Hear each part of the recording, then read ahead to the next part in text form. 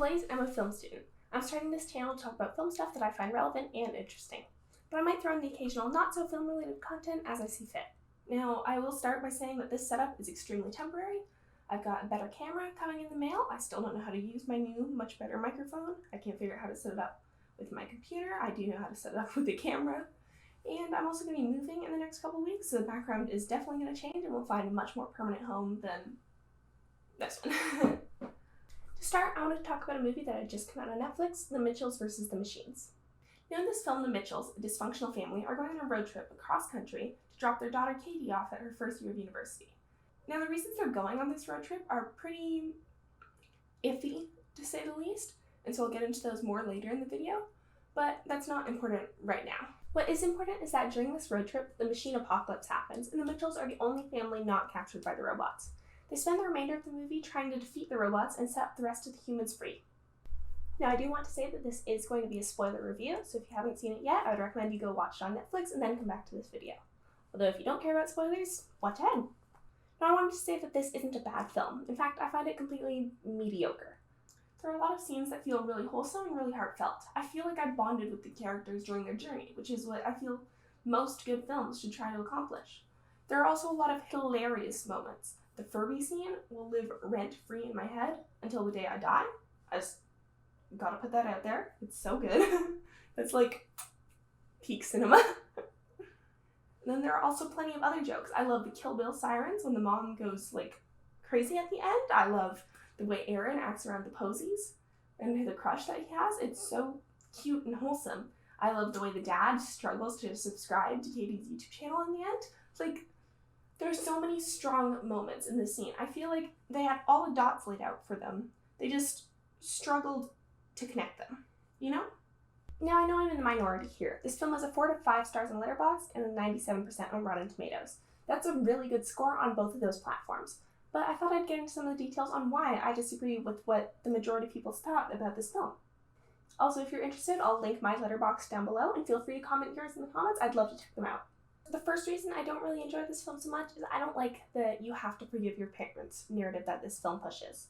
There's this wonderful YouTuber named Cheyenne who made a video on this phenomenon, and I'll link her video down below. She goes into examples of Ladybird and Fences on why forgiving your parents isn't always the best way to handle a negative situation with them. But this film pushes that it is, and I disagree with that. Her video gets into all the points on why I agree that it's not necessarily the best idea, but I want to go into why this film, The Mitchells vs. the Machines, fits into the cliches she describes in the other two films that she discusses. During the film, the father, Rick Mitchell, is not a very good father. Especially in the opening act, we can see how dismissive he is of Katie's hobbies. She's very passionate about filmmaking. In fact, she got into a very prestigious film school, and her father does not care. When she tries to show him a video that she made to say goodbye to her family before she goes, she's trying to get sent off on a positive note, and he's so dismissive, he doesn't even want to watch it. And then when she sees that he's dismissive, she wants to leave. She wants to exit the situation to just save herself from the hurt of her father not caring. And then, you know what he does? He doesn't let her walk away. He doesn't change to, like, actually show interest. What he does is he gets into a situation where he's breaking her laptop, and he ends up getting thrown across the room. Like, that's just not okay. He was so passionate about pretending to show interest and not letting her walk away when she wanted to, that he broke her laptop, the thing that she needs to fulfill the hobby and passion that she's trying to share with him. Rick Mitchell isn't an awful father, but he's not a good one either. And you know why they're going on a road trip? Because Rick canceled Katie's plane tickets to university the day of without her permission so that he could get her in the car with him on the road trip to try and fix their relationship. I understand the noble reasoning of wanting to fix your relationship with your daughter, but you don't put her university at risk. She was going to catch a plane, and orientation started the night that she was going to land.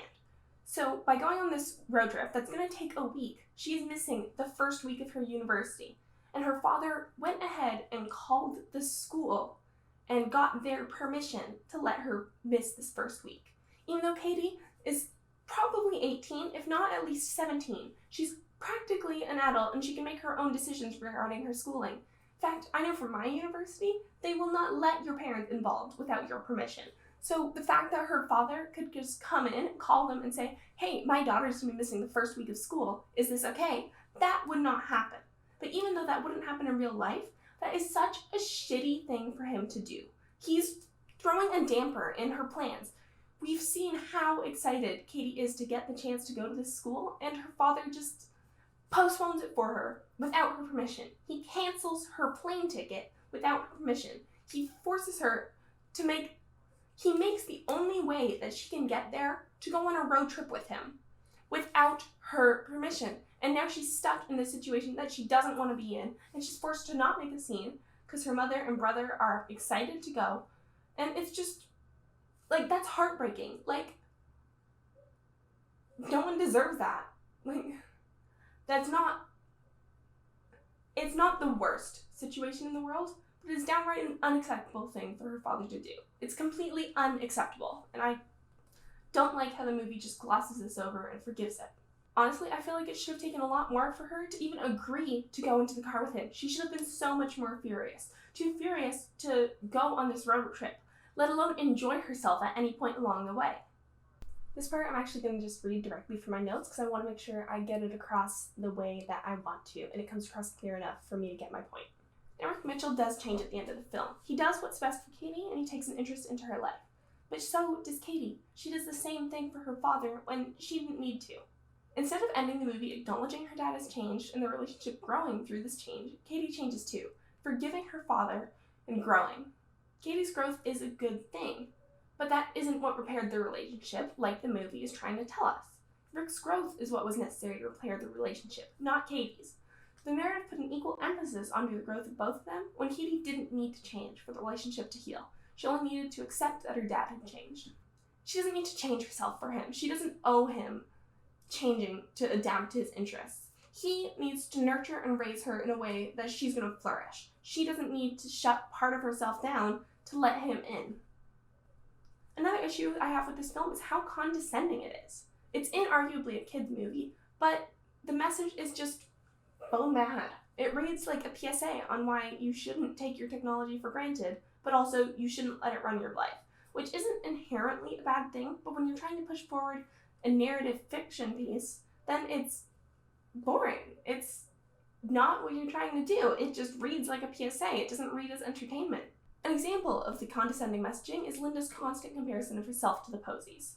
It's an attempted piece of social commentary telling us to not compare ourselves to others online, but it's played for laughs most of the time that we don't get to actually understand the feelings that Linda's going through. They made the revelation that Miss Posey wasn't following Linda on Instagram into a joke, when it could have been, oh my god, I'm so busy comparing myself to her, but she doesn't compare herself to other people, and so I should take that, and I should run with that, and I should live with that same mindset and be much happier. But instead it's played for laughs, and we don't actually get any real meaning from it. Not only does it condescend through its messaging, but it condescends through its humor.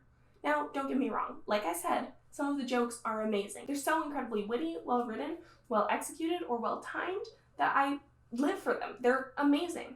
But some of the jokes are just garbage. Jokes like the constant use of the cat filter are just condescending to your audience. You're underestimating their level of intelligence by dumbing down a scene.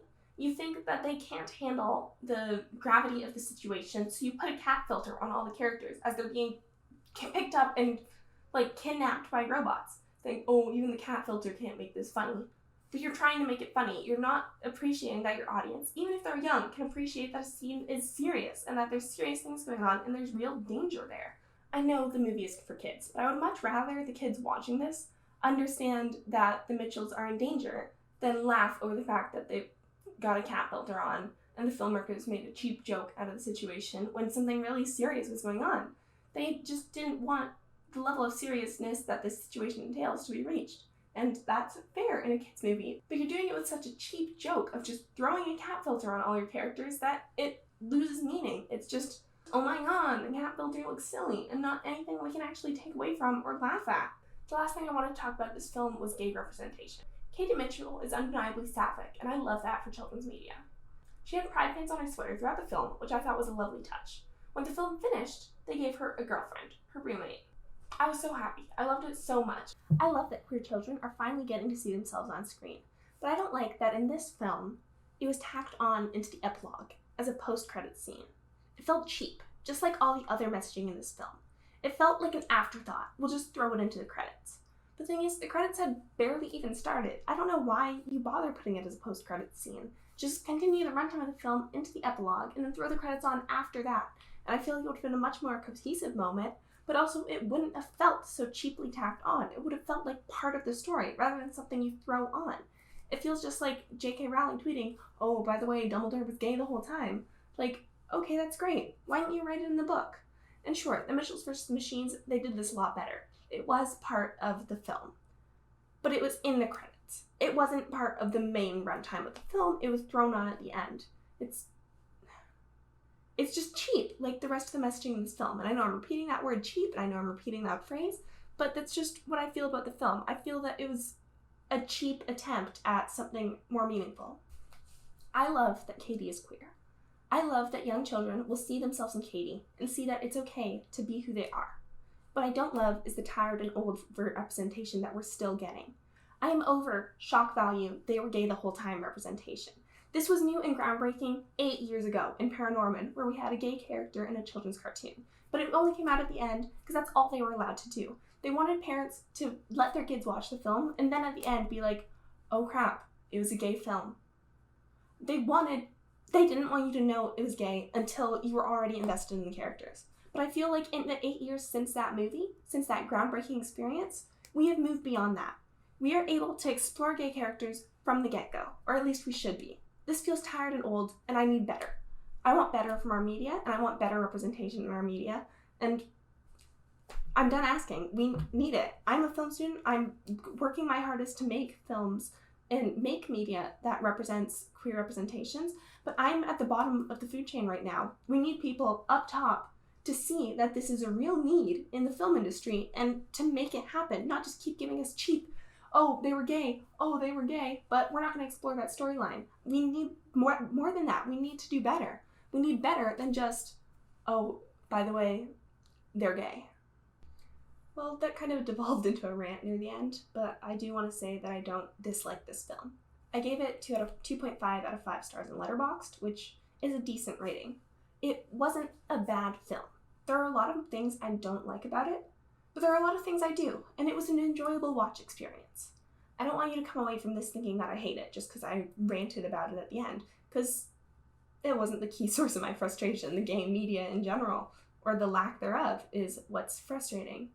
But this film was enjoyable, and I honestly would recommend you watch it if animated cartoons about the apocalypse and robots and creative young adults interest you. It's a pretty good film, but those are my thoughts.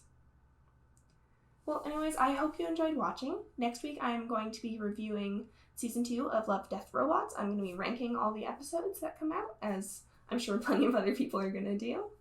And so if that's something that sounds like it might interest you, feel free to subscribe. If you enjoyed this video, give it a like. What were your thoughts on the Mitchells vs. the Machines? What are your thoughts on the state of gay representation in our media? Did you enjoy the Furby scene in the Mitchells vs. the Machines as much as I did? God, I love it so much. Okay, I'm going to leave it there. Thank you so much for watching. I'll see you next time. Bye.